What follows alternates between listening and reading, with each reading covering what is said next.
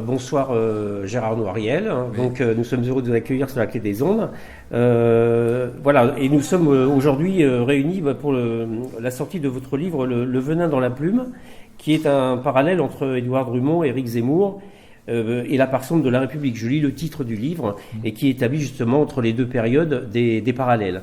Alors, on va vous demander de résumer votre livre, mais il est très important.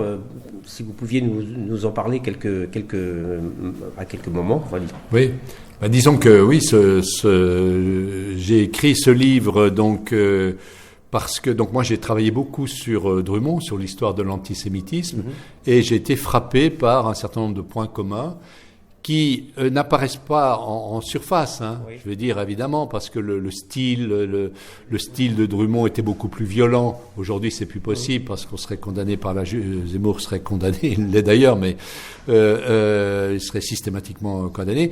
Mais au niveau de la rhétorique, c'est-à-dire de la matrice, des règles de grammaire. Donc c'est ce que je montre. Le parallèle, c'est ce que j'appelle une histoire identitaire dans les deux cas, hein.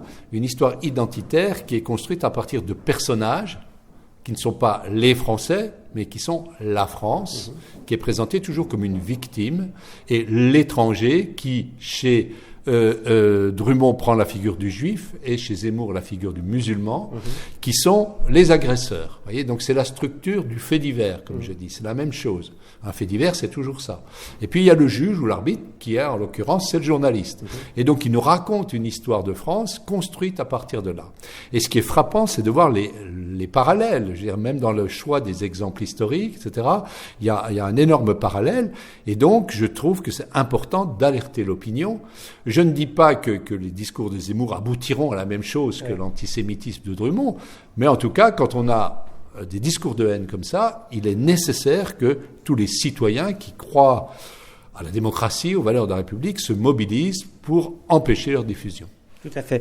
Et donc, on vous encourage bien sûr à lire ce livre de Gérard Noiriel, Le Venin dans la plume. On est très content aussi de le retrouver parce que c'est lui qui a ressorti l'histoire du clown chocolat. Et sur Bordeaux, c'est important, n'est-ce pas ? Oui, et ben justement, c'est un peu dans la suite, hein, puisque Chocolat, c'est la période de Drummond. Hein.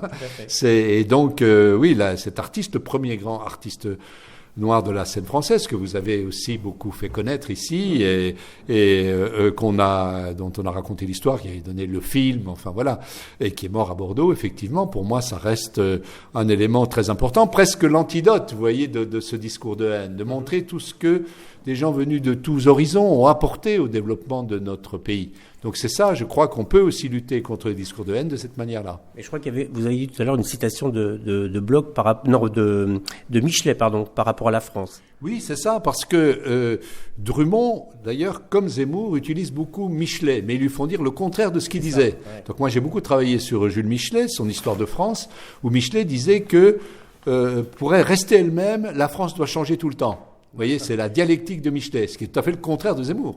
Parce que le discours réactionnaire, conservateur, il faut rester les mêmes depuis une éternité, nos ancêtres les Gaulois et tout le tintouin, je dirais, qui est complètement absurde déjà d'un point de vue historique, mais aussi contradictoire avec Michelet.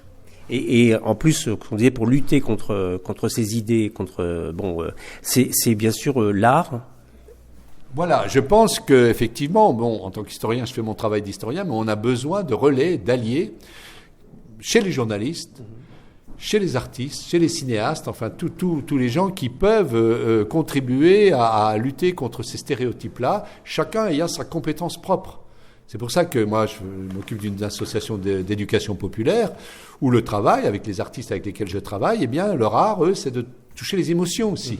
Il faut le faire pour traduire, transmettre des connaissances, mais dans des formes qui vont être plus accessibles, plus séduisantes, je dirais, pour des publics qui ne sont pas forcément des gens qui lisent beaucoup de bouquins. Oui, parce que c'est ce qu'on constatait tout à l'heure dans l'entretien, c'est que la force de ces gens-là, c'est l'audimat, et l'audimat, c'est par le scandale, alors que nous sommes sur un autre terrain.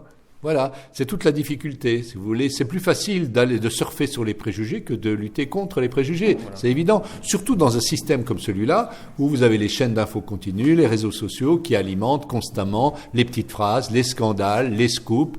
Donc c'est très très dur de lutter contre ces façons de concevoir le débat. Eh ben merci beaucoup Gérard Noiriel. Il y a son taxi qui l'attend là et on le remercie beaucoup de nous avoir accordé quelques minutes.